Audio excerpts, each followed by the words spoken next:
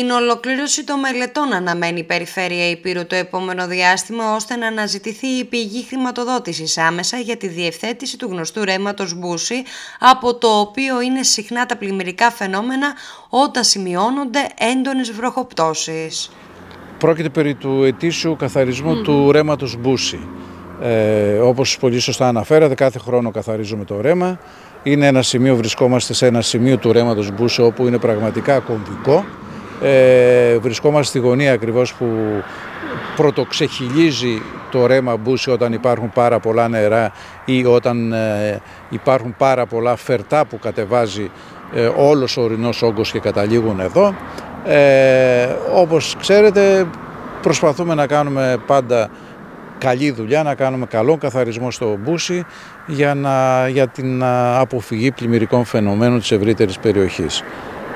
Φυσικά θέλω όμως να σας αναφέρω ότι παράλληλα προχωράει και η ολοκλήρωση της μελέτης του ρέματος Μπούση. Ήδη υπάρχει σε ΦΕΚ η οριοθέτηση του ρέματος, υπολείπεται η στατική μελέτη, γιατί παράλληλα θα γίνουν και έργα επί της Εθνικής Οδού, έτσι ώστε να βελτιώσουμε την είσοδο και την έξοδο της Άρτας και να τα συνδυάσουμε και με το στρατόπεδο το οποίο θα αναγερθεί σε διοικητήριο.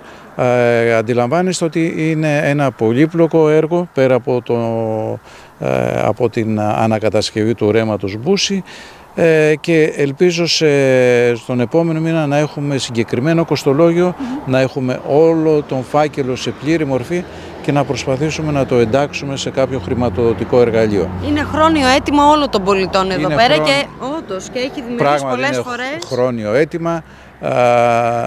Να ξέρετε ότι τη μελέτη του ρέματος Μπούση θα την είχαμε τελειώσει αν δεν προκύπταν κάποια άλλα προβλήματα με τους κατοίκους της περιοχής που γενικότερα θέλουν την αναβάθμιση της περιοχής τους, και καταλήξαμε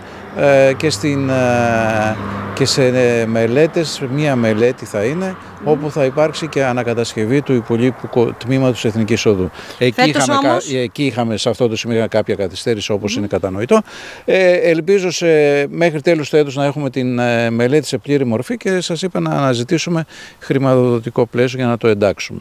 Μέχρι όμως να ολοκληρωθεί η μελέτη, φέτος προβήκατε και σε άλλη μια ενέργεια, έτσι ώστε μέσα στο υπόλοιπο κομμάτι που βλέπουμε πίσω μου που είστε κι εσείς, μας είπατε έτσι, για να γλιτώσουμε τους κορμούς από τα δέντρα που έρχονται όπως κατεβαίνουν με φόρα. Οι οποίοι κορμοί καταλήγουν σε αυτό το σημείο που βρισκόμαστε τώρα, σε αυτή τη γωνία επί της Εθνικής Οδού. Και ήταν ένα από τα σημεία που πλημμύριζε πάντα. Επίσης ένα σημαντικό έργο που ελπίζουμε μέχρι εντός του μήνα να το έχουμε υλοποιήσει.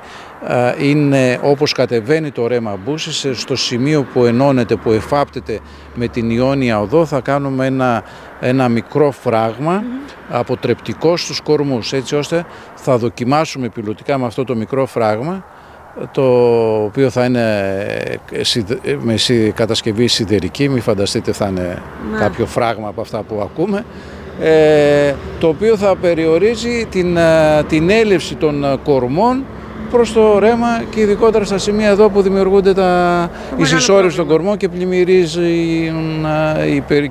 η περιοχή εδώ. Πιλωτικά θέλουμε ελπίζω σε ένα μήνα να το έχουμε φτιάξει και αυτό. Τέτοια φαινόμενα παρατηρούνται σε μεγάλη έκταση ένθεν και κακήθεν της Εθνικής Οδού, κυρίως από το ύψος κοντά στους Αγίους Αναργύρους έως και την περιοχή Πέριξ του στρατοπέδου Παπακώστα.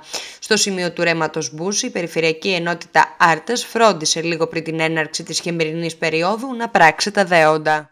Είτε λέγεται αποστραγγιστικός άβλακας, είτε λέγεται ρέμα, εμείς προσπαθούμε να καθαρίζουμε όσο περισσότερο γίνεται χιλιόμετρα. Να σας επισημάνω ξανά ότι το στραγγιστικό δίκτυο δεν ανήκει σε εμάς, ανήκει στους ΟΤΑ, αλλά σας επαναλαμβάνω ότι και εκεί προσπαθούμε να βοηθήσουμε να καθαρίσουμε.